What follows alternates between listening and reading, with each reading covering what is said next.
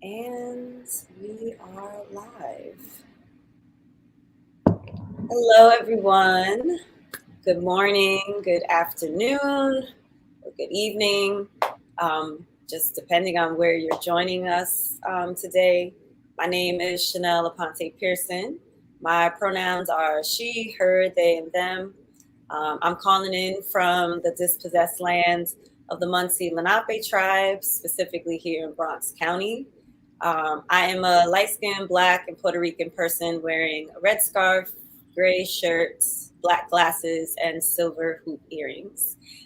Today's event is brought to you by the new Negress Film Society, which is a collective of women and Black women and non-binary filmmakers. The work that we create, the programming that we offer, and the conversations that we facilitate are all rooted in a legacy of collective art making, institution building, and consciousness raising, which is all grounded in the personal and political realities of Black people everywhere. We're very happy to have partnered with the Measles Documentary Center. So I just want to say, extend a huge gratitude to the Measles Documentary Center. And I also want to say a huge thank you to Nene Diallo, who was our special events coordinator, working on the back end, for which none of this would be possible. So thank you, Nene, so much.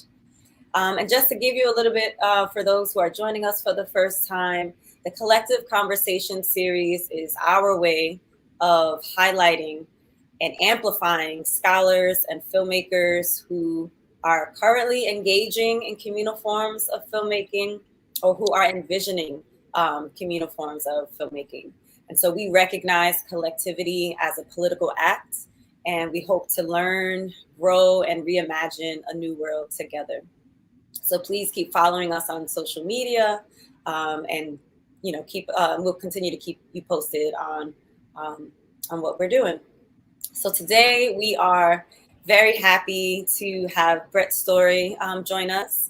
Brett is an award-winning filmmaker and writer whose work explores geographies of power and struggle. Brett is the director of the critically acclaimed feature documentaries The Prison in 12 Landscapes and The Hottest August. Brett has held fellowships from the Guggenheim Foundation, Sundance Documentary Institute, and she was named one of Variety's 10 documentary filmmakers to watch in 2019. We are very happy to have Brett be with us today and talk about and envision what it could possibly look like to create a new system together for documentary filmmakers, but filmmakers in general. And so now I'll also just pass it off to my wonderful Negress members, Stefani Saintonge and Yvonne Michelle Shirley. If you want to say hello. Hello. Hi. Well, I'm Stefani, and yeah, I'm a filmmaker as well, and I'm also an editor and an educator, and I'm happy to be here, and a member of New Negress Film Society. Yeah, likewise, I'm Yvonne Michelle Shirley, filmmaker, new administrator, I guess that would be the term for my new post for the Community Media Center in Newark, New Jersey. Happy to be based in Newark, New Jersey, and proud member of the new Negress Film Society as well. So I guess, Chanelle, did you introduce yourself? You introduced yourself pretty much. Oh, did I? I don't know. Well, I don't think.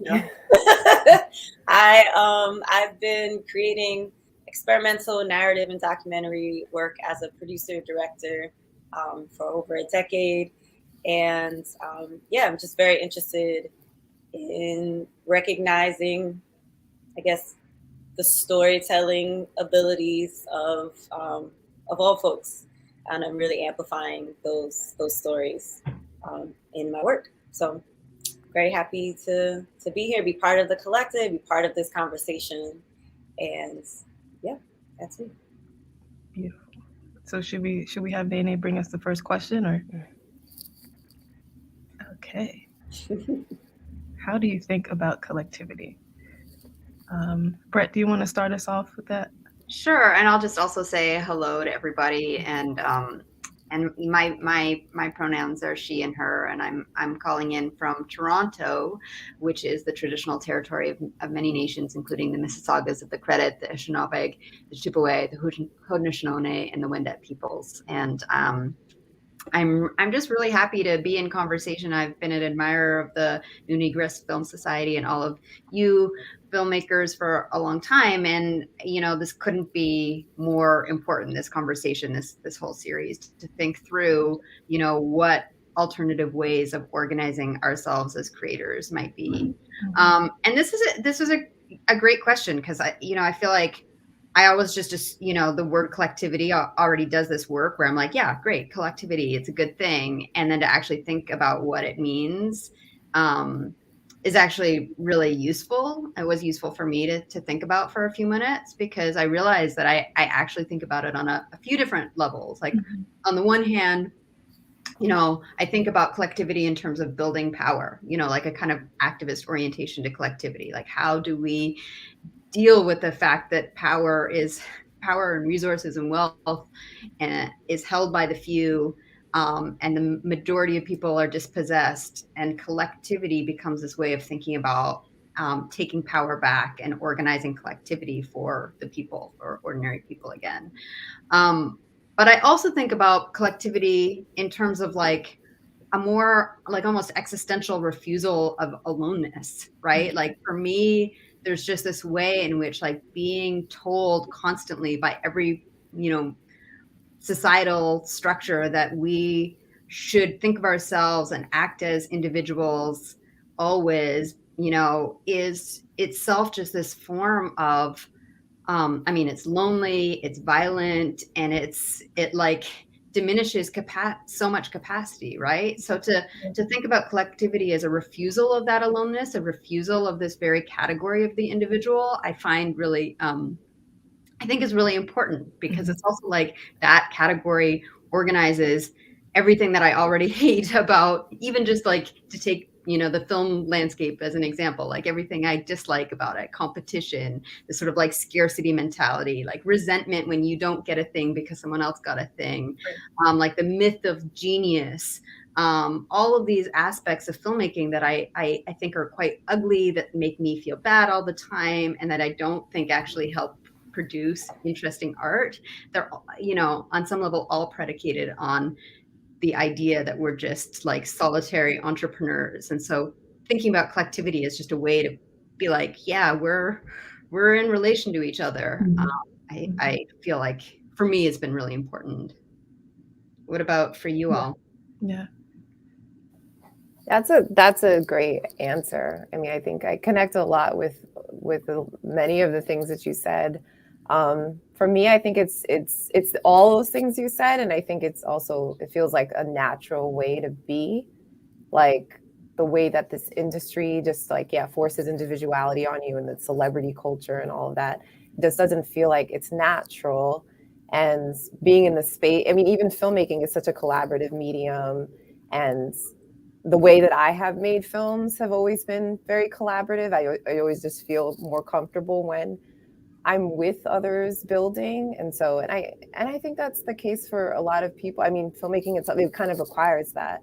And so I think it's more honest definition of what we're doing. And for me, it feels like it's like I'm returning to my honest self if I think of it, if I move in that way. Yeah. Yeah. How about you all? Yeah, I agree. I mean, I think probably my most like salient relationship to the word does feel like it's an act of resistance. But I think like, I even just think about being introduced to this collective, to the Negress Film Society, it definitely, I resonated with a group of Black women who were very, frustrated and wanting to build a platform for each other, to speak to each other and to amplify their work. And then when we were talking about just spaces and histories that have inspired us, and how, in our commitment to this thing of collectivity, it's always it oftentimes goes back to folks Combahee River Collective, like folks that were in the midst of the struggle. And this was the way to, like, as Brett said, to create power for ourselves. So I think, like, yeah, I truly connect with that. But it also, like, makes me just curious about other histories of collectivity outside of,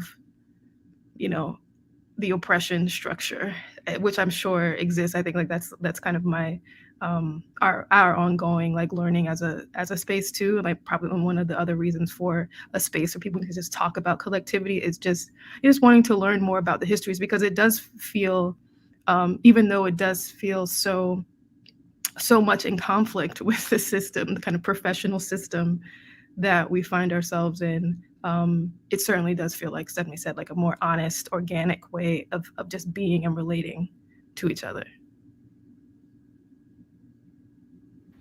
Yeah, and I would just also add, I mean, everything that y'all said makes, definitely resonates with me, but it also reminds me of something that Zainabu Irene Davis had said, and just even in talking about this idea of from a parenting perspective, and just being like being a parent and a filmmaker, and how at the end of the day, this is how we have to show up in order to support each other and making it work.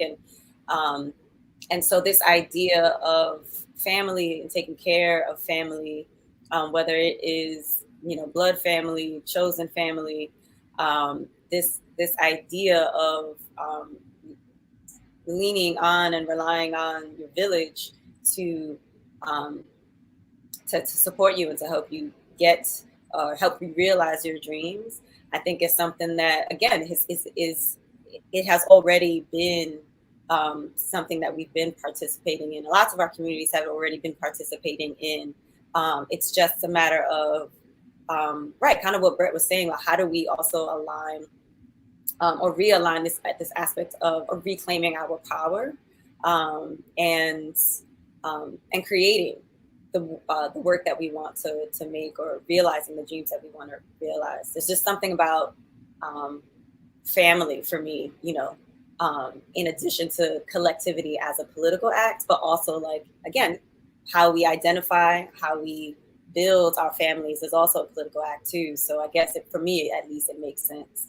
So. The idea of family is so useful too, because it's like also helps us think about just like how to redistribute resources, right? Mm-hmm. Like, that for me is also the promise of a collective, is that, like, it's like this opportunity to be really radical about how you understand, your relationship to, your ownership over, or your capacity to access resources. Because if, you're, like, so many of us, especially like making films, it's already so expensive. It's so daunting, and just, it's just unnecessary for the resources to be hoarded in such a way that we're not all making use of them, like, as if they're part of they should be part of a commons. So in the same way that you share space as a family, like, to expanding that and thinking about what spaces can you share and then make when you're part of when you think of yourself collectively, or organizing yourself collectively.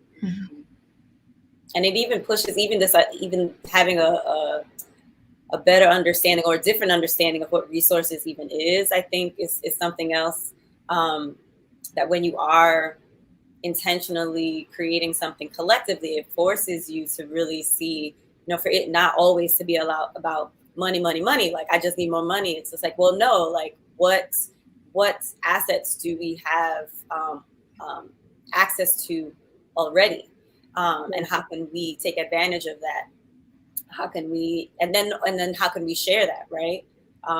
And I always feel like forever, I keep having this conversation with a bunch of people where I'm just, I keep thinking about, like, this idea of, like, the susu, right? Where it's just kind of like, okay, let's pour, our energy, our resources, into this one particular project. And then once we get that going, we'll rotate, right? And then we'll put our energy towards something else. And so just being able to kind of recognizing what has currently existed, and applying it to different fields, and then even possibly scaling up. So I don't know, I might have went off track there, but no, not at all. That might bring us should we move on to the next one?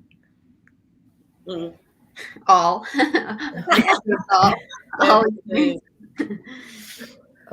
So we read it. What experiences have led you to question the production process? Anybody wants to jump in? It's like, what hasn't? No. Right. Yeah. I mean, I like when I think of my sort of very slow formation as a filmmaker, like, and this is something, you know, people who are around me have heard me say a million times, and it's like a little bit romantic, but it feels very true. Like I wouldn't have become a filmmaker if I didn't find myself living in an incredibly affordable city where I was paying next to nothing in rent and like surrounded by, you know, artists and activists that many of whom like actively didn't want careers. Like there was a kind of like culture of like, no, we are purposely in this really affordable, interesting city. It was Montreal in the early 2000s. And we're like paying like $150 in rent so that we can like perform shows for each other every night and do this like weird art and like not think we're gonna, you know, bank on it, but it's like, yeah, make community out of it. And like for me, you know, I was like I grew up poor, was a working class filmmaker, and was like, oh, I want to be an artist. What does that mean? I guess it means that like I sit in my bedroom and I like, you know, show some stuff to my friends. And if I didn't have that as, you know, the sort of conditions of my early few years, then I probably wouldn't be a filmmaker, because then after that, then I tried to have a career and like engaged with all the industry stuff, right? Pitched films, wrote grant applications, had meetings, and that's, and got jobs in the industry where, you know, like my first job was with a like a very well-respected documentary production company that had only ever made films directed by men, where like literally the women in the office like did all the cleaning and also never got to make their films. Like it's such a cliche, but that was the experience. Right. And so it's like incredibly, I mean, it's just really, really hard, but it's also so disillusioning. And it's like I had this sort of, I don't know, a bit of a dreamy, you know, that thing that maybe can only happen when you're young, but this sort of early sort of few years where I was surrounded by artists who wanted to do things differently, and we could kind of afford to because just the conditions were affordable.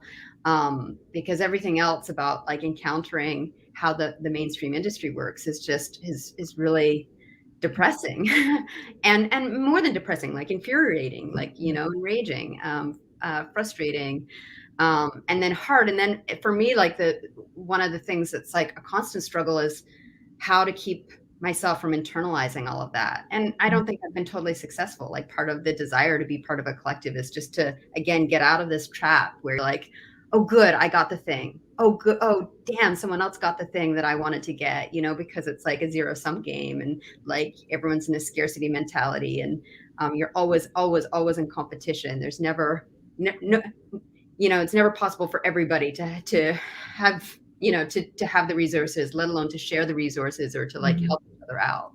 So yeah, that's why I sort of feel like so too many experiences to name in a way. That's so true. That's so true. That's yeah, I think that's been definitely my experience. It's interesting because I think I'm going through now this process of re-educating myself, because my initial, I guess my kind of first foray into filmmaking was the school environment, the graduate school environment, which was very industry centric. And right now, and I'll probably big up Newark like 10 times during this hour, but me moving back and being with a community of filmmakers who are not, you know, that's not their focus. And, you know, for one reason or the other, because, you know, they've been systematically excluded from the industry, but also just because, you know, that's not their value system, or their reason for creating is just outside of that. And, you know, folks that are self-taught, folks that just, you know, have a passion, have a story to tell, or just figuring out by hook or by crook, are, I mean, creating their own distribution strategies, creating their own local platforms for showing their work. And, you know, it's been incredibly inspiring. And it's like kind of been remarkable for me to realize like how entrenched a formal education can be with commercialism, and you know, kind of, and that it's an art. This is how you teach an art form, or this is how you nurture an art form. But you know, that's so closely aligned, or so essentially tied to commerce. So yeah, so I mean, so me being in this community right now is like a re-education process, and a kind of creating a new relationship between me and you know, and filmmaking. Yeah, for me, I started off, well, I did my MFA in documentary film, and I think, yeah, that I didn't have that same experience where, you know, commercial concerns were taught, because yeah, I think for documentary film, especially at that time, it wasn't really expected that a doc should be like profitable. It was really just like for the good of doing the film, right? For like some social justice purpose. And that was interesting. I mean, and then the way that we did the film, well, I chose to do my film. I did it in my thesis film in Mexico with my really good friend and Chantel Flores. And it was just like, I don't know, we didn't know any other way to make a film. I just really like, it was just like what was natural for us, right? It was, you know, I was with my friend and she was doing research in this town, and she was sort of guiding me through the town, and I was shooting and she was doing interviews. And it was just so like, it was such a small crew. It was just the two of us. And yeah, I didn't really have a structure around it or even knew. And again, there was no like expectation for it to sell or anything like that.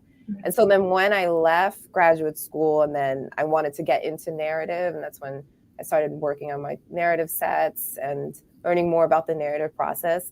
Yeah, that was shocking to me to see, I don't know, the business side of it. And I'm glad that I already had that initial experience, because then, you know, I knew how I wanted to move in a way, and that this was just not, it just didn't feel right. It just like, yeah, there were so many instances of misogyny and just like silencing, and like, you're always incapable, right? That was the assumption, right? To anybody that you're meeting. And so, I don't know, it was almost like a protection for me to want to work with people on a smaller scale and work more intimately. I think it's a protection, definitely. I wish that there was a larger scale version that felt protective, and maybe that's why, yeah, I'm doing Negresses, and maybe that's my attraction to the collective, to see if there's a way to test that out. Because I do think at some point, for like, we deserve to make films on a bigger scale, you know? Just because we're Black women doesn't mean that it always has to be small, always has to be so intimate. I wish that I could repeat that process and it still be nurturing. Yeah, and I haven't experienced that. And everyone I talk to that has done, yeah, bigger projects, they don't experience that. It's always violent. And so, yeah, it would be great to figure out a way to repeat the process on a bigger scale. Yeah. I'll just really quickly just say, because I think this would be a good way to segue into, yeah, what are some of those possibilities, or what are some of those things that we envision, and as you know, Stefani and Yvonne already know, you know, I didn't go to film school. My entry point into filmmaking was really just like learning on the job, through the experience. But even prior to filmmaking, I mean, I feel like I went to school for public administration and policy analysis. And I just, even in grad school, I have always gravitated to other people who just want to stir some shit up and just like disrupt everything. So shout out to like Wise, the group Wise, and Amita Swadin and Rose Lenatus, and just always wanting to be in a space of recognizing that, you know, that clearly, you know, things are not, well, actually, I guess the way that the system is working the way that it's supposed to be working, but really wanting to disrupt that. And so going from a space of politics and systems building, you know, filmmaking is really just a small reflection of what's going on a larger scale, right? So for me, whether it's going from one industry to another, that very like critical lens was always there for me. The lens of really not wanting to accept whatever system is in front of me. I've always kind of had that lens. And so so coming into the, a world of filmmaking and not having kind of the traditional conversations around or rules or protocols or whatever that's given to some filmmakers or people in folks in like the traditional industry. It was just kind of like, this is something that we want to make. Mhm. Let's just make it. This project is a love letter to my community, where I'm just thinking of the original intentions of 195 Lewis, the web series I produced and directed, and the creators making it very clear from the very beginning, like, we want to gift this, we want to make this available on the internet for our community. And that was, and that's it, right? So just like, so I'm actually really, really grateful that I feel like that has kind of been the foundation of my experience. But what's interesting is that the more I'm in it, there definitely is that seduction, right? And it's really hard, to constantly be, be faced with all the messaging and then all of the, dealing with gatekeepers and whatnot, and being pulled away from some original intentions. So that's why it's also great to be a part of a collective that continues to ground me, and ground us as we move forward in making the work that we do. But I don't know if the next question kind of goes into it, but in thinking about, one of these ideas of an alternative to what's already happened. So Brett, do you want to talk about what inspired this idea of a documentary studio trust, and maybe? Yeah, sure. I mean, it'll be really fun to talk about this in relation to how you guys are organized, because I feel like my first understanding of collectives was like collective housing, like everyone I knew was in a collective house at one point in our 20s. And then started to hear about artist collectives, but it's like sort of mystical, right? It's like, what does that mean? Like, is that a group of friends or is it not a group of friends? Like who got invited and how, and like, what's the difference between like a club and a collective, or like a cooperative? So I like wrote this piece that was sort of inspired by very inspired by work that I had done as a housing activist in thinking about a legal phenomenon called community land trusts, which are mainly used in the history of trying to safeguard affordable housing for people. And the idea with the community land trust is that land is actually removed from the private market and held in trust, usually by like an NGO or a community group of some kind.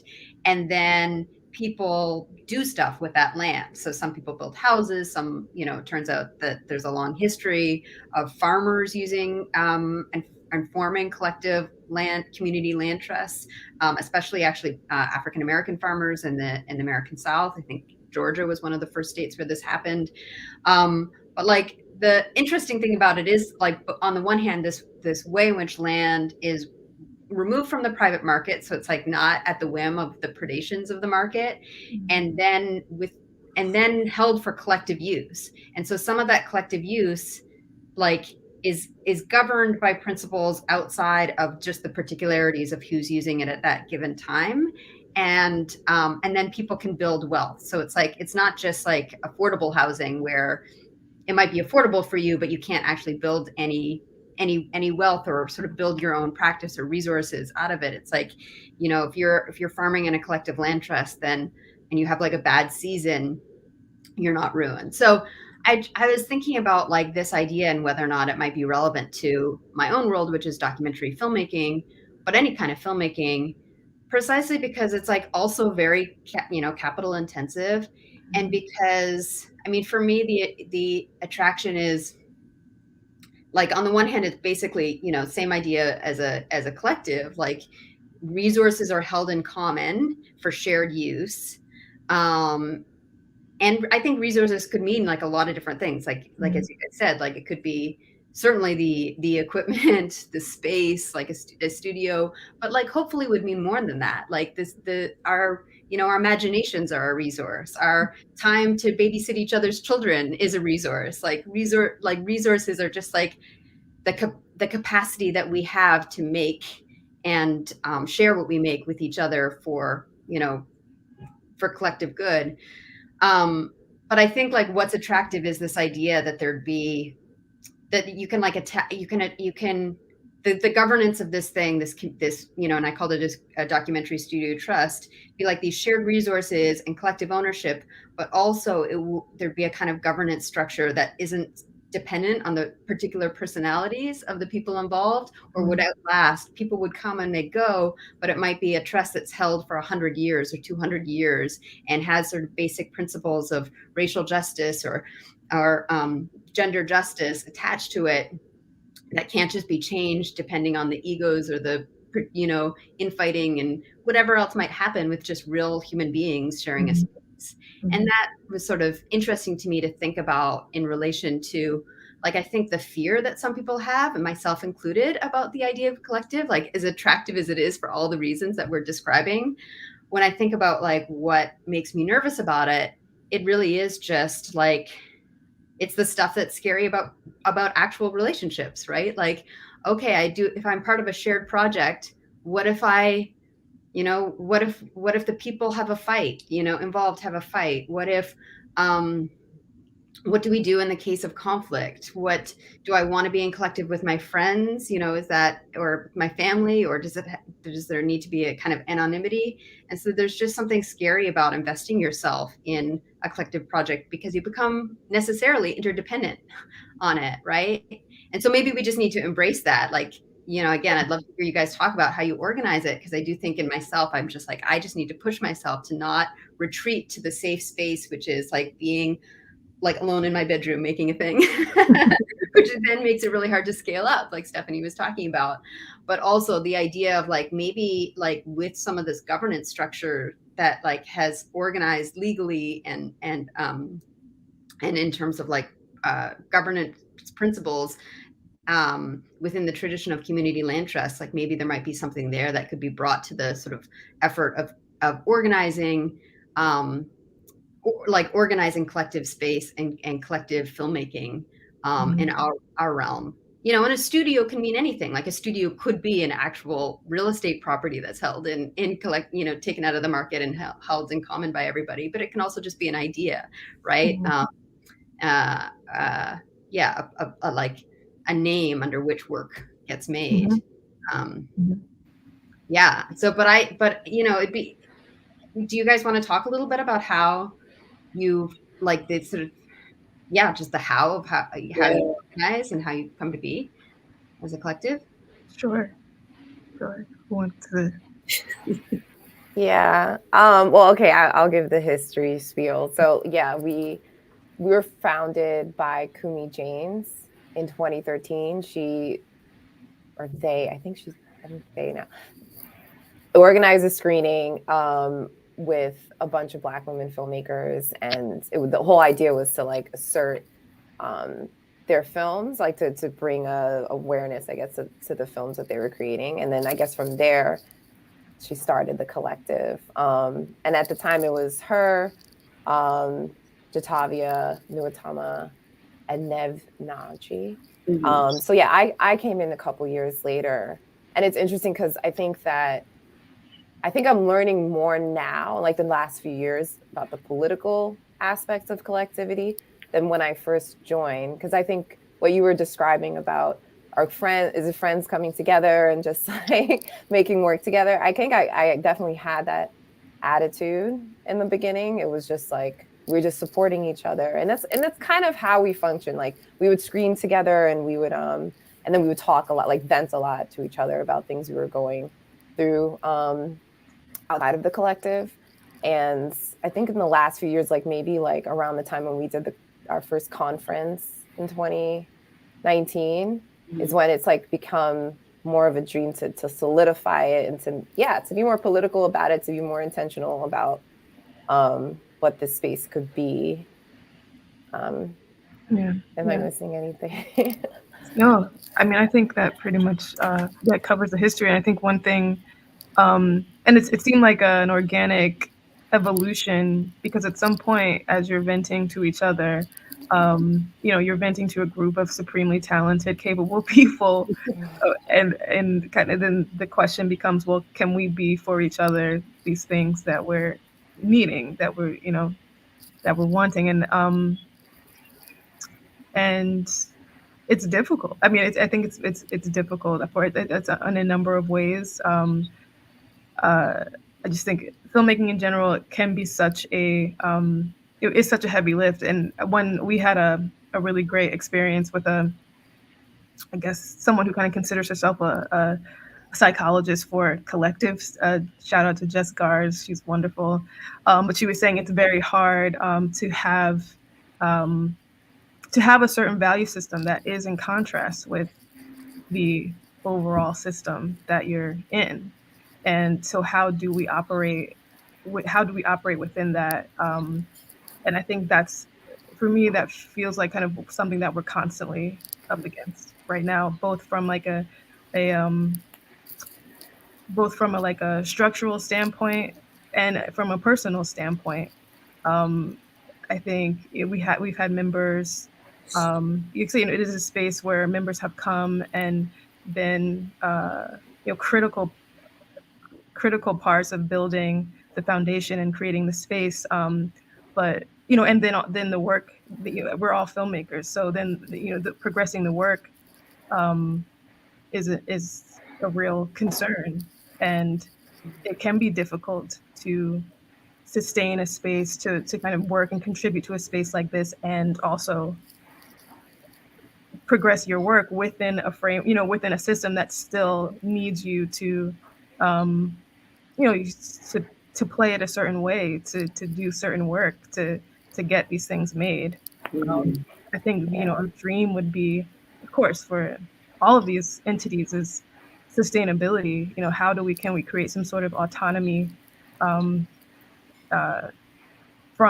the system that we know is harmful, and that is the reason why we exist in the first place, but we're still dependent on it, in ways that we're trying to figure out how not to be. Yeah, that definitely it reminds me also too of just like, I feel like anytime it's a matter of, well, what solutions can we come up with? I feel like the just sad and enraging, at least for me, part of that is the limitation of the solutions that we have to come up with.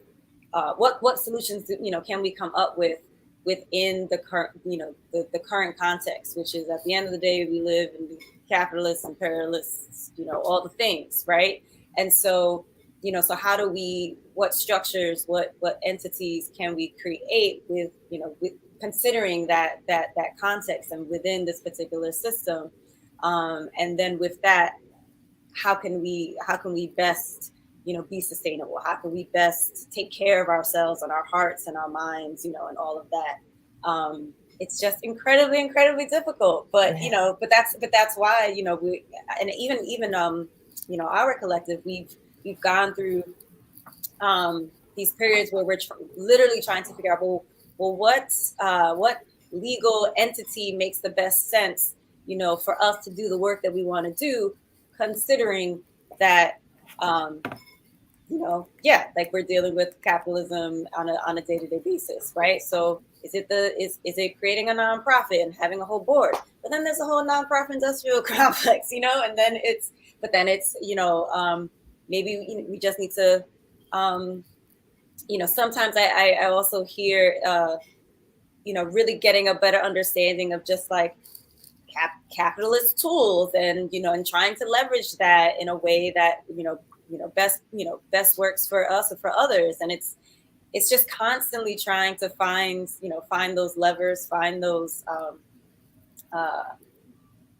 the tools, I guess, that we can use, which is just frustrating. Yeah, I mean, it's so challenging. I can't even I have 20 questions for you guys now, because I'm just at every level, like fundraising, what to do, even just thinking about how a career happens, I don't even like using that term, but what's the other way to describe what I want is to be able to like make a living and make interesting things, and like also like fail a whole bunch and have that be okay, and maybe have some time to also relax. You know, like the word we have for that is career, but like career is so, it implies like it's so individualist, and then practically it actually just means that like, oh, like you get a platform or a deal or a gig. And so like trying to think, you know, even in my own mind now, like if you're in a collective and you're trying to like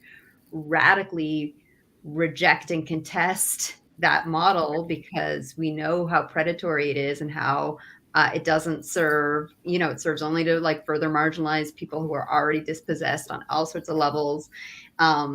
And just because it's, you know, and it's bad and exploitative, it means some people get to be millionaires and some people like are in constant struggle. Like, how do you actually do that? Like, Mm-hmm. no, I mean, I love the idea of, I mean, on some basic level, right? Like just making work in common, or like making a work and having other people as your interlocutors that you trust and who can support you and can like trade off on tasks. Like that's I'm able to imagine that and want it and sometimes achieve it. But then, you know, again, as Stefani was saying, like scaling that up and thinking about the sustainability of a life, or like bringing more people in, or making bigger and bigger and more adventurous projects seems like very challenging. Yeah. Which doesn't mean it's less, you know, worth trying for. In fact, like it galvanizes me to like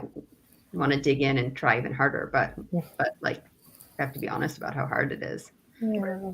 Right. I think, well, maybe we should talk about what we have done so far, and like maybe what the gap is, why we still feel like, yeah, there's some things that we wish we could, that could make us more sustainable, I guess.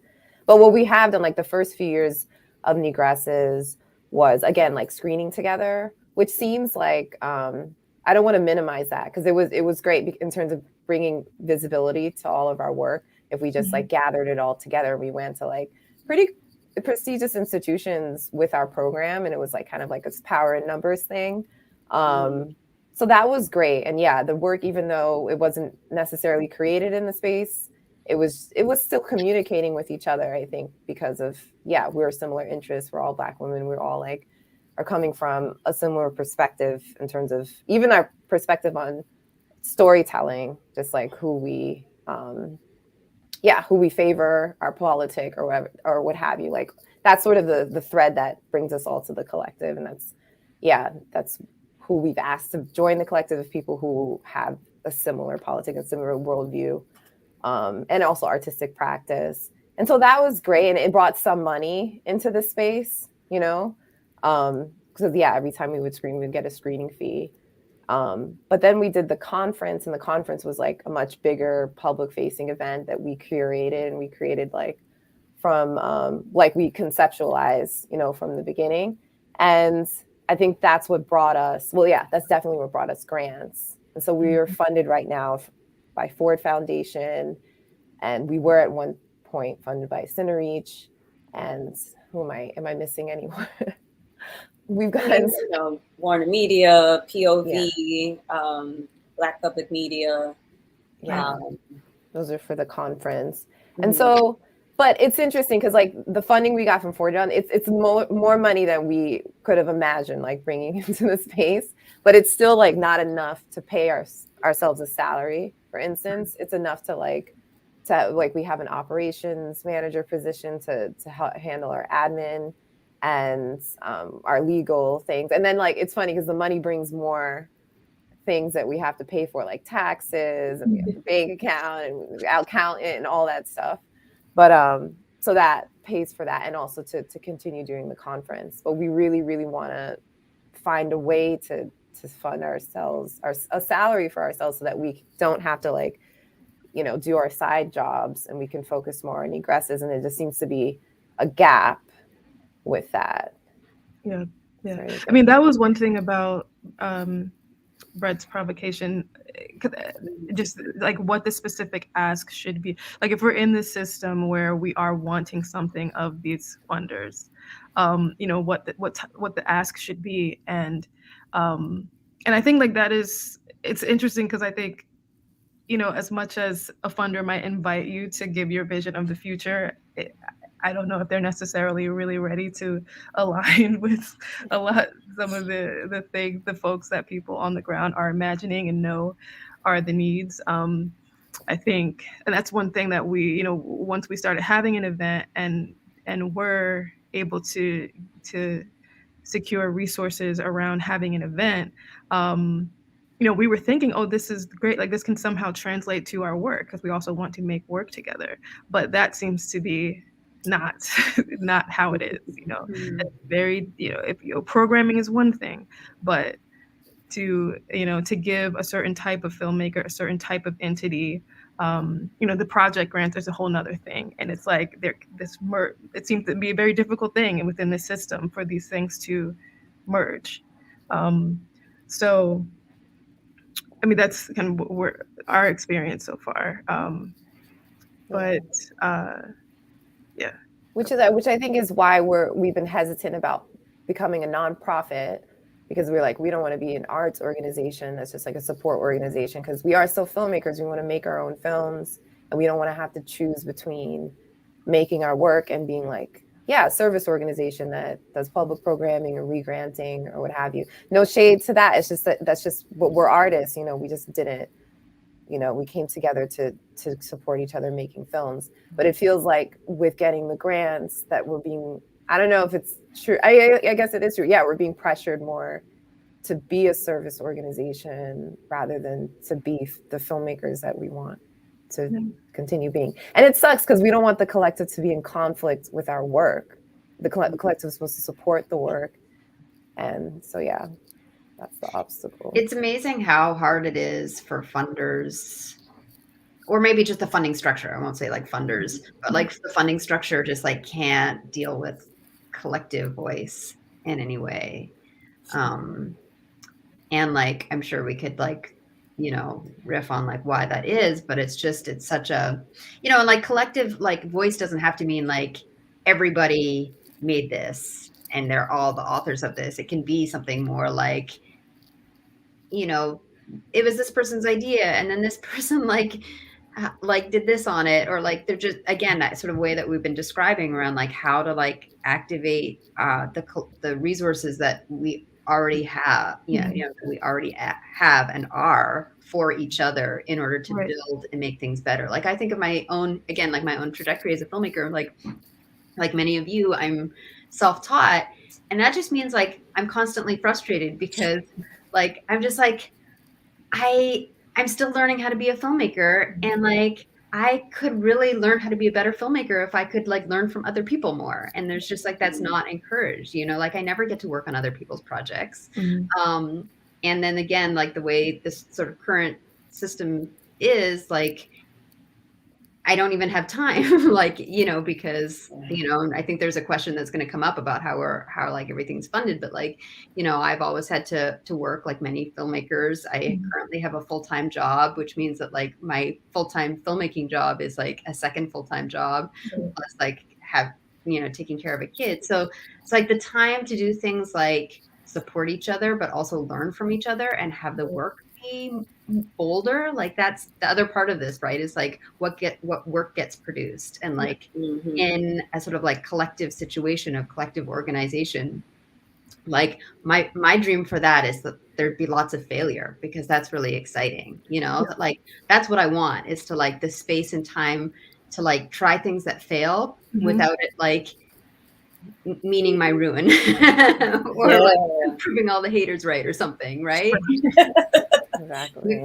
Yeah. So, and then like, of course, that's like that's also such a particular experience for artists of color and for women and non-binary filmmakers, especially, and working class filmmakers. So, yeah, but I do think it's like sort of interesting to think about like how to make demands on the sort of like funding structures such that like what can happen out of collective space gets recognized as valid, just as valid as like, or more valid than like the single authored project, that is the thing that the model, that is like the only thing the model recognizes.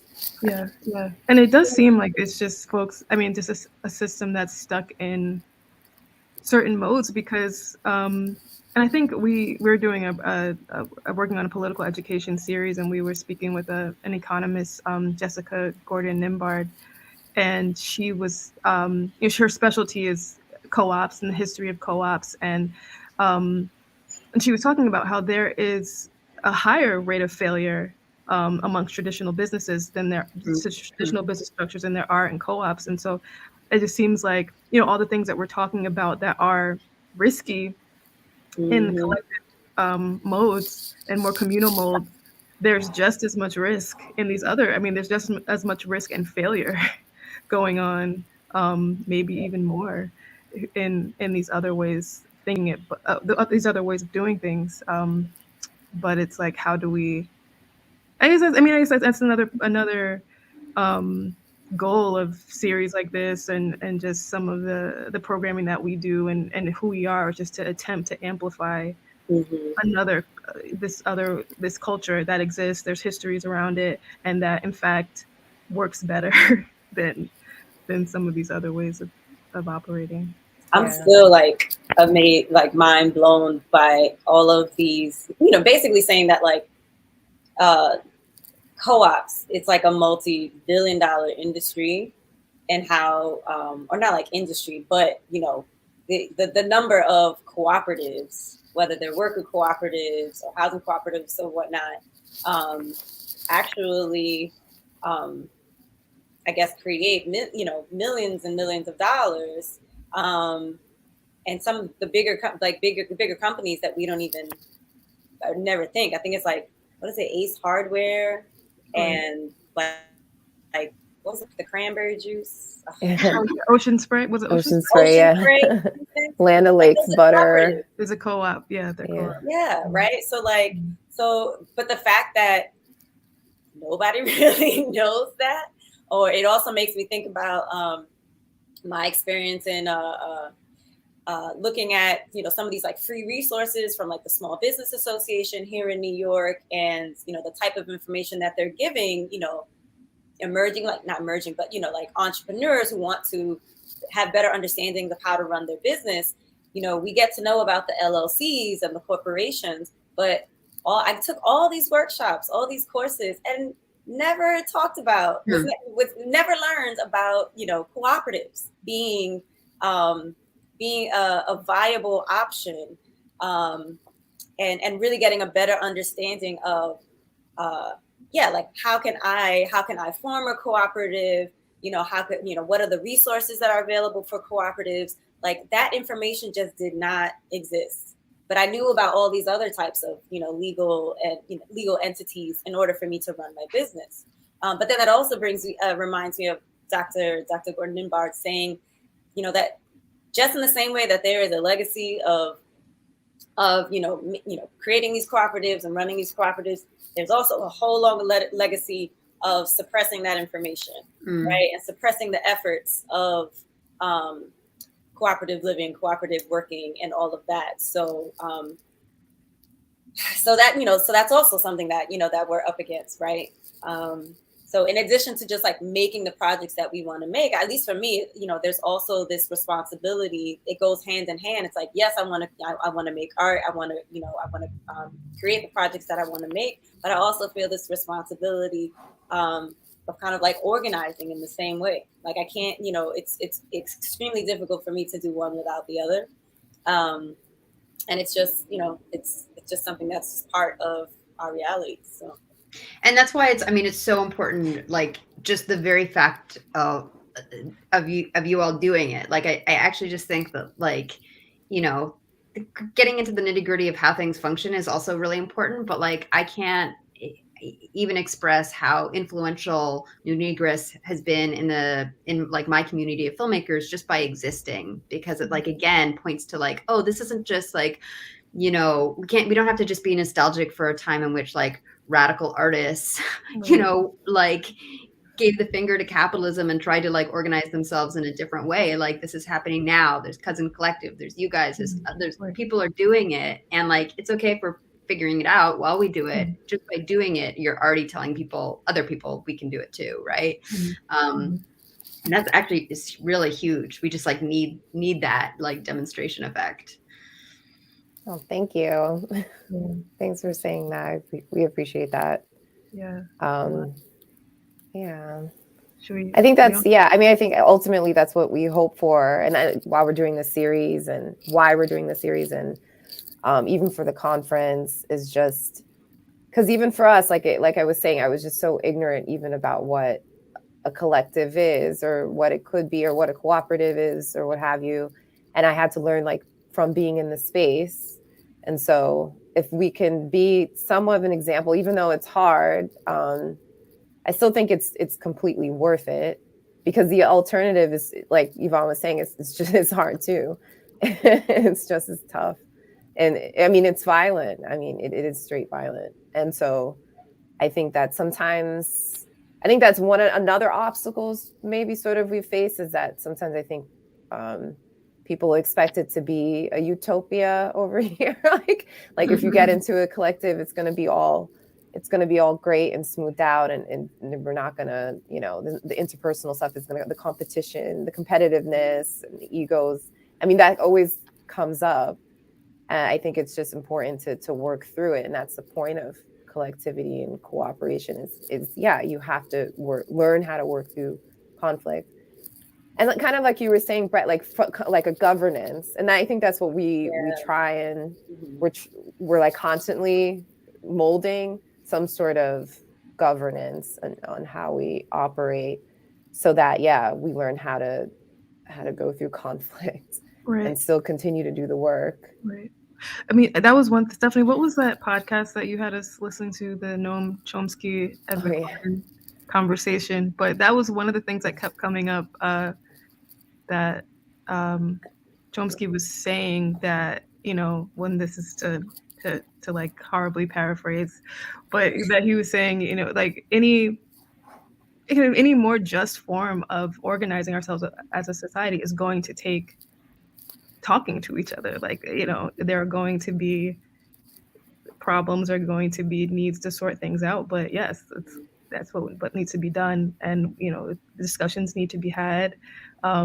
There are no quick solutions to any issue. It won't be void of issues or problems. It won't be a utopia, but it will be about creating just processes of really just talking and reaching understanding at every turn. And I think even in talking about just even like you were saying, the doctrine or the guidelines, behind the trust, I think that's something that we've that we continue to kind of mold. And but again, which is hard. And I even talk about this with like activists and organizer friends, where it's like you're on the wheel and you're going, just like, and it's really hard to stop and pause and rest and reflect. So I think something like, we took our first retreat, was it earlier this year? No, last year. Where we were able to just like pause and really take a look at what we've been able to accomplish already, considering, whatever context that we're in, and really kind of clarify and identify, what our values are, what our goals are, and like who our allies are. Again, like big shout out to Jess Garza for guiding us through this whole process, right? And just being able to see it, because it's been in our heads, for a while, or maybe it's been in the language has changed, perhaps changed over time, but to be able to just kind of like see it in front of us, see it on the wall, I think helps ground us moving forward. So like if we're not sure like what kind of decision we're going to make about something, whether it's programming or how we want to move forward with one of the projects, I think having those values that we have identified together as a collective, will continue to ground us and ground the decisions that we make moving forward, which I think is important.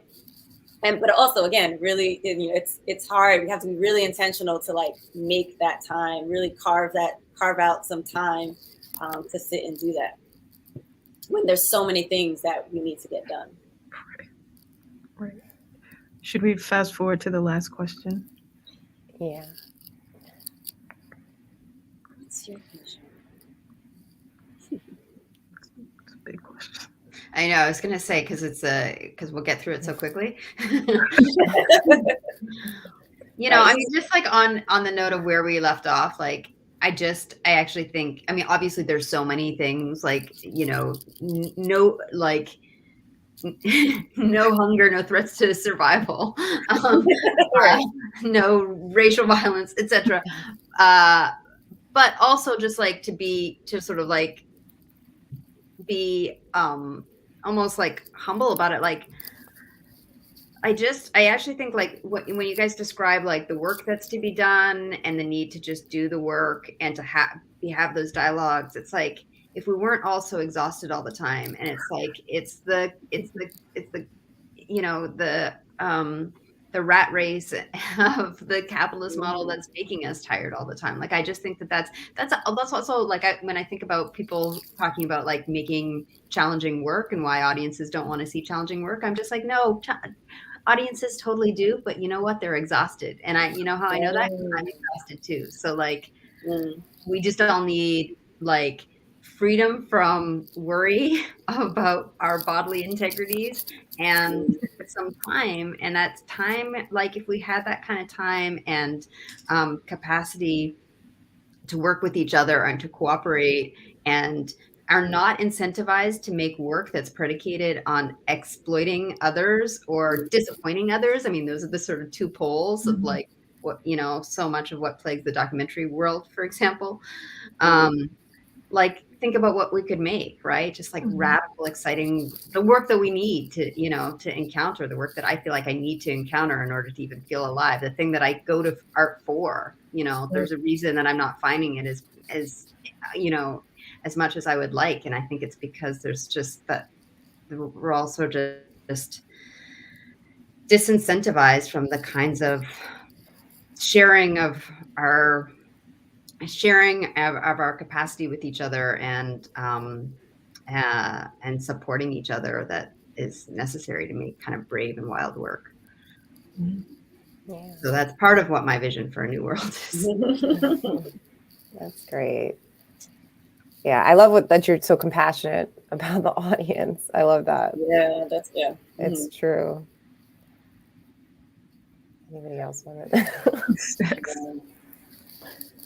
Yeah, it's like ditto. I just don't want folks to be exploited, and and I want people to just live and heal and thrive.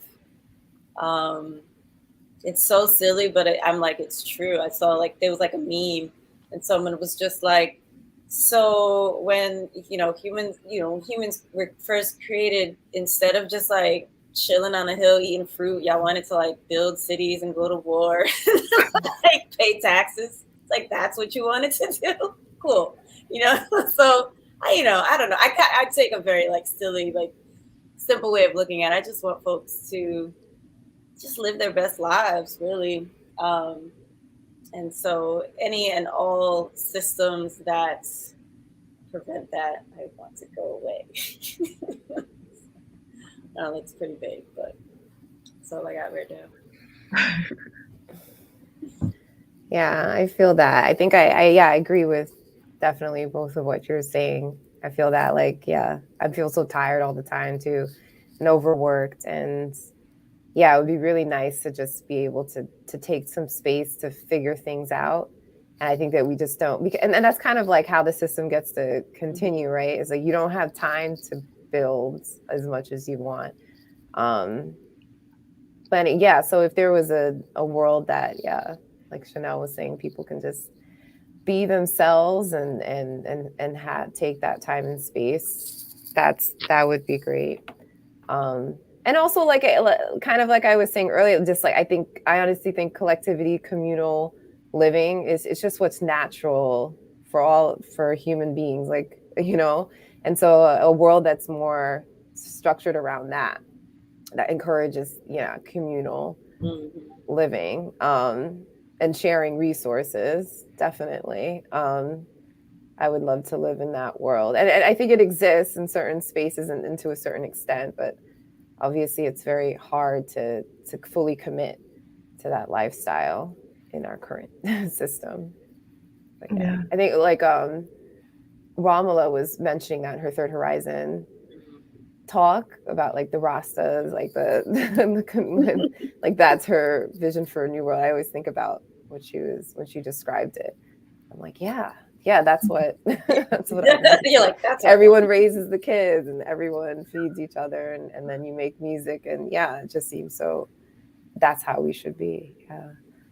I took my I had my baby while I had a film on the festival circuit, and I was like, I'm not going to drop out and just be a parent. Like, I'm going to film festivals with this baby.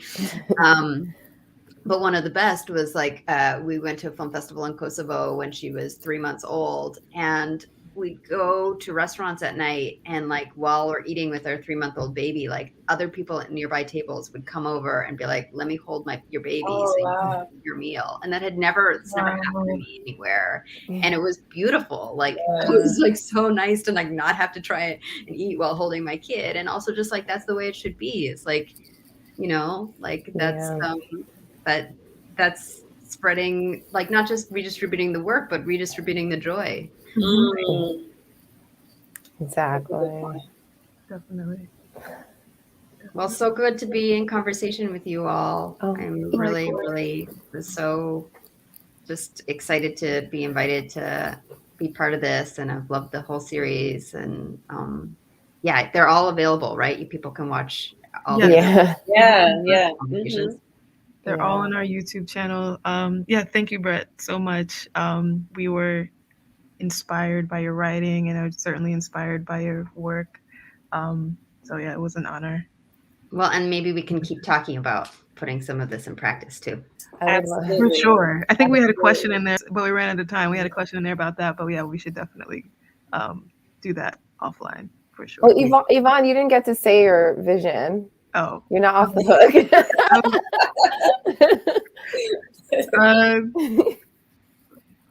Gosh, I think I thought of this question too. I'm like regretting it.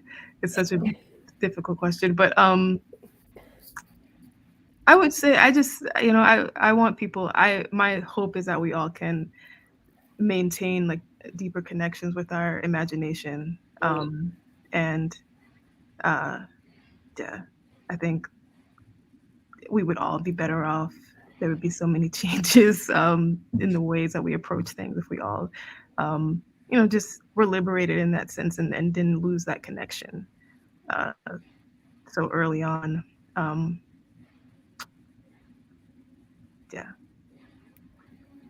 Well, that deeper connection with our imaginations. That's beautiful.